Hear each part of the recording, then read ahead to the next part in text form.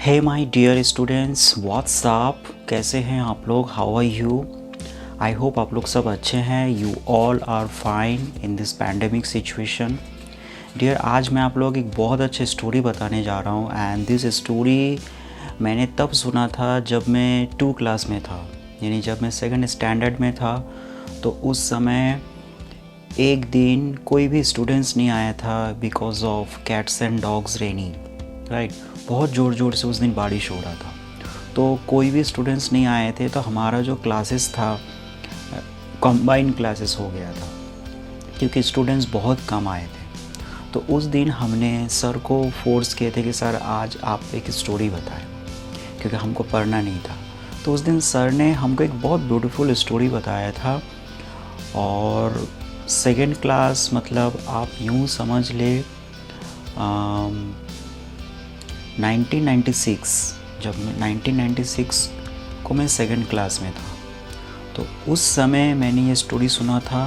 और आज लगभग 25-28 साल बाद वो स्टोरी मैं आप लोगों को बताने जा रहा हूँ। पर मैं आपको कह दूँ कि ये स्टोरी इतना ब्यूटीफुल स्टोरी है और इस स्टोरी में इतने सारे मोरल्स है, इतने सारे लेसन्स है कि आप सोच भी नहीं सकते।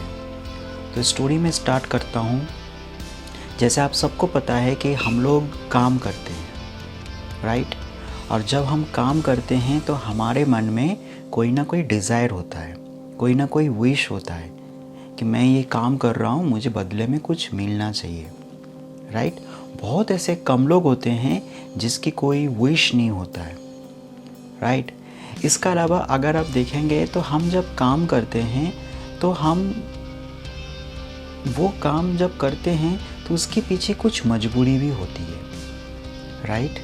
तो इस स्टोरी में पति और पत्नी यानी हस्बैंड और वाइफ दोनों घर बनाने का काम करते थे, यानी कंस्ट्रक्शन काम करते थे, राइट।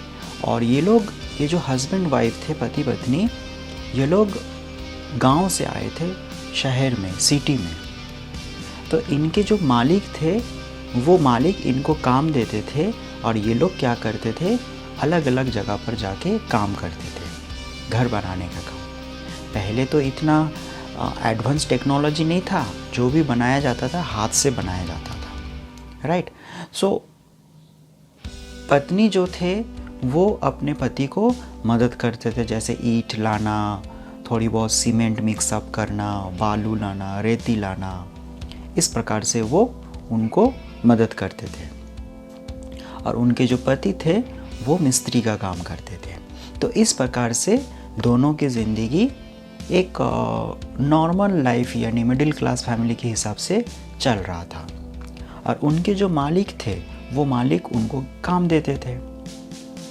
पर उनके जो मालिक थे इन दोनों से इतने खुश थे, इनके काम से इतने खुश थे कि उनके मालिक चाहते थे कि ये दोनों हमेशा मेरे पास ही रहे, ये दोनों हमेशा मेरे पास रहकर ही काम करें।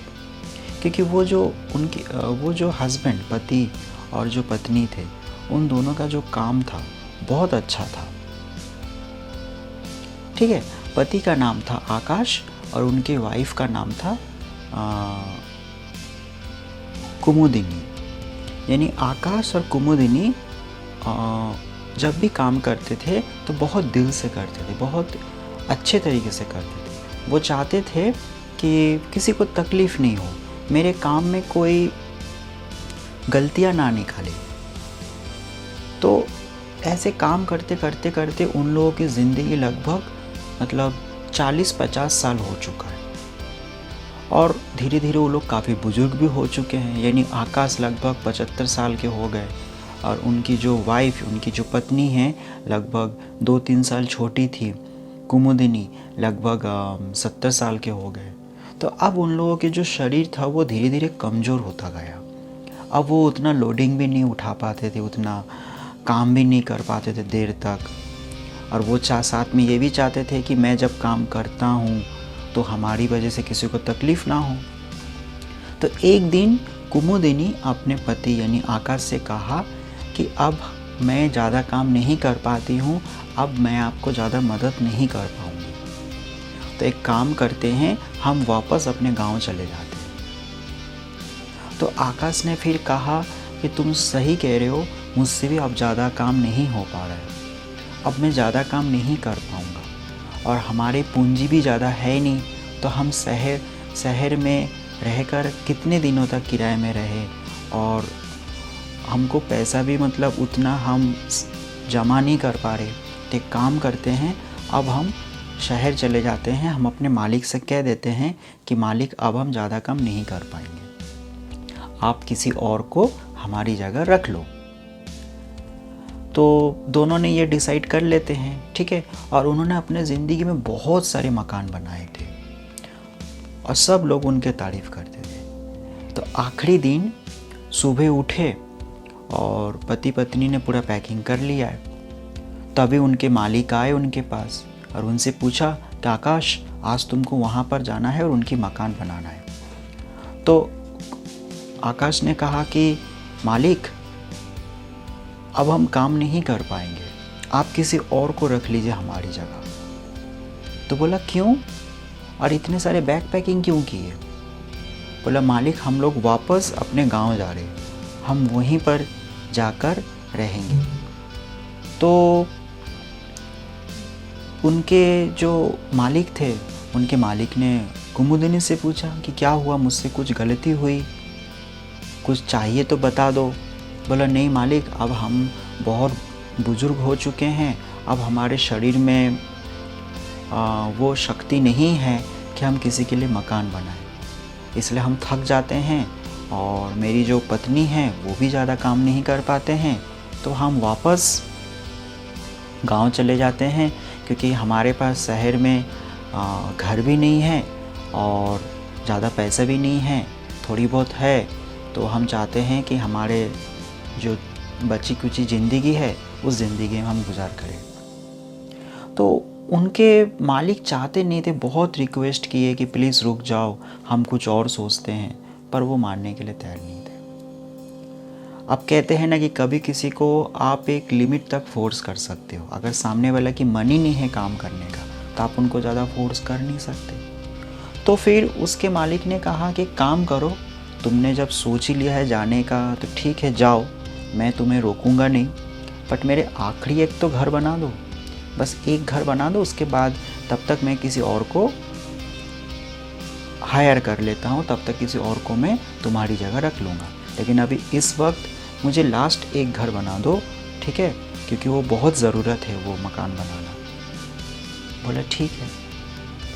अब उनके मन में था, इच्छा तो था नहीं, आकाश की और उनकी पत्नी की इच्छा था नहीं बिल्कुल मकान बनाने का, फिर भी बोला चलो लास्ट मालिक की एक विश है, एक इच्छा है, हम ये भी पूरा कर देते। तो हुआ क्या, प्रॉब्लम यहाँ पर हुई, हर बार जब भी मकान बनाया जाता था तो आकाश एक एक इंच को नाप कर बनाते थे, बहुत ध्यान से रखते थे कि ईंट कहाँ रखना है, बालू कितना डालना है, सीमेंट कितना डालना है, मिट्टी कितना डालना है, कितनी ऊंचाई रखनी है, पानी से प्रॉब्लम नहीं हो, एक एक चीज़ वो ध्यान रखकर मकान बनाते थे ताकि सामने वालों को बिल्कुल तकलीफ़ ना हो और बहुत सालों तक वो मकान टिके, मजबूत रहे।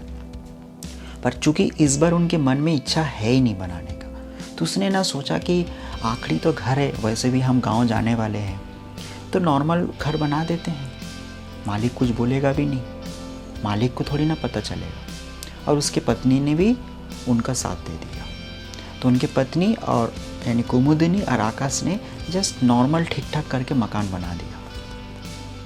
बोले थोड़ी ना मालिक देखना आएंगे, क्योंकि उनका मन में इच्छा था ही नहीं, वो सोच रहे वैसे भी हम गाँव जाने वाले हैं।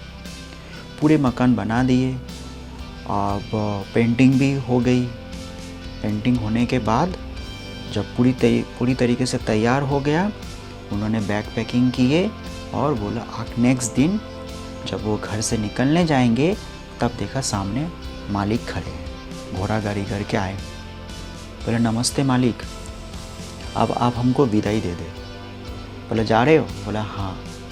तो उन्होंने एक लड्डू की पैकेट यानी मिठाई की पैकेट कुमुदिनी के हाथ में दिए और एक आकाश के हाथ में दिए और साथ में कहा बधाई हो तुम दोनों को। बोले किस बात के लिए मालिक? वो जो घर था उस घर की चाबी उनके हाथ में दे दी है। बोले मालिक ये चाबी बोले आज से ये घर तुम दोनों का है। तुम यही सोच रहे थे ना कि शहर में हमारे पास मकान नहीं है, हम गांव में जाके रहेंगे और हमारे पास पैसा भी नहीं है कि हम मकान बनाएं। तो इसलिए मेरी तरफ से ये तोहफ़ा है। तुमने इतने सालों तक मुझे अपना सेवा दिया तो मेरा भी कुछ बनता है तुम लोगों के लिए। अगर तुम पहले बता देते तो मैं बहुत पहले तुमको दे देता। मैंने कई बार सोचा था तुमको दूं, पर मैंने सोचा कि शायद तुम्हें अच्छा नहीं लगेगा। तो आज से ये घर तुम्हारा है, ये मकान तुम्हारा है। इसके बाद भी अगर तुमको गांव जाना है तो तुम जा सकते हो। ये बोलकर मालिक चले जाते। आकाश सर पे हाथ रखकर वहीं पर बैठ जाते और रोने लगते। और उनकी वाइफ के मुंह में कोई शब्द ही नहीं था। पता है क्यों? वो सोच रहे थे कि मैं खुद एक इंजीनियर हूँ, मैं खुद इस काम में मास्टर हूँ, एक्सपर्ट हूँ।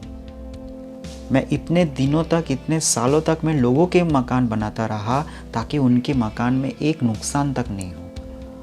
और आज मैंने अपने हाथों से अपने मकान खराब बना दिया। काश मुझे ये बात पता होता पहले, क्योंकि मौका बार बार आता नहीं है। उन्होंने 50 साल, 40-50 साल अपनी ज़िंदगी गुजार दिए कि शायद मैं कुछ पैसे जमा लूँ और अपने मकान बना लूँ। और आखिरी वक्त जिस दिन उन्होंने अपना विश्वास तोड़ा, और उसी वक्त उनके पास एक मौका आया, लेकिन उनको समझ भी नहीं आया कि ये वही मौका है जिसके लिए मैं इतने सालों तक इंतज़ार कर रहा था। अब क्या? उनके पति और उनके पत्नी यानी आकाश और कुमुदिनी अफसोस करते रहे और एक ही बात कहते रहे, काश मुझे अगर पता होता तो मैं अपनी मकान बहुत बेहतर बनाता। पर समय हमेशा एक जैसा रहता नहीं है। मौका हमेशा ज़िंदगी भर मिलता है, लेकिन एक जैसा मिलता नहीं है। इसलिए कहते हैं कि अगर आपके अंदर विश्वास है कोई काम करने के लिए तो उसको अंत तक बनाए रखो। हो सकता है जिस वक्त आप अपने विश्वास तोड़ रहे हो, सफलता वहीं पर छुपा है। कहानी यहीं पर ख़त्म हो जाता है। इस कहानी को सुनने के बाद मेरी ज़िंदगी धीरे धीरे बदल जाता है। यानी मैंने एक चीज़ तो सीख लिया था कि कोई काम करने के लिए अगर आपने गोल बनाया, टारगेट बनाया, तो उसको अंत तक करते रहो, वो विश्वास अंत तक बनाए रखो। नहीं तो हो सकता है जिस दिन आप अपना विश्वास तोड़ेंगे और सक्सेस वहीं पर आपके जस्ट सामने है। आपने इस कहानी से क्या सीखा ये मुझको ज़रूर बताना, और आपको ये स्टोरी कैसा लगा वो भी ज़रूर कमेंट करके बताना। इस स्टोरी को सुनने के बाद मेरी ज़िंदगी डेफिनेटली बदली है। I have changed my self completely. मैं कभी भी एकदम से हार मानता नहीं हूँ, या तो मैं करता नहीं हूँ, और अगर मैं करता हूँ तो उसके पीछे लगे रहता हूँ। टेक्निक ज़रूर बदलता हूँ, लेकिन उस अपने गोल को नहीं छोड़ता हूँ। और नेक्स्ट टाइम फिर एक न्यू स्टोरी लेकर आऊँगा, वो भी आपको बहुत अच्छा लगेगा, उसमें भी आप बहुत कुछ सीखोगे। एंड तब तक के लिए सिया सिया माय डियर।